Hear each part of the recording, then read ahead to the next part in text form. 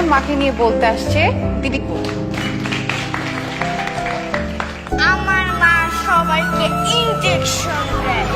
আমার মা একজন ডক্টর। এখন বলতে আসবে জুই। আমার মা একজন ফ্যাশন ডিজাইনার। আমাদের একটা শোরুম আছে, সেখানে অনেক ড্রেস পাওয়া যায়। Thank you. এবার বলবে নিধি। আমার একটা বড় স্কুলের টিচার, বড় বড় স্টুডেন্টদের পড়ায়। Thank you.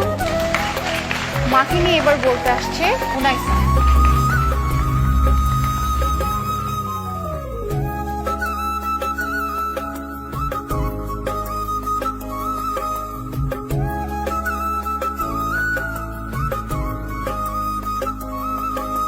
আমার মা একজন ডাক্তার। আমার যখন অসুখ হয় তখন মা আমাকে স্যুপ খাইয়ে দেয়,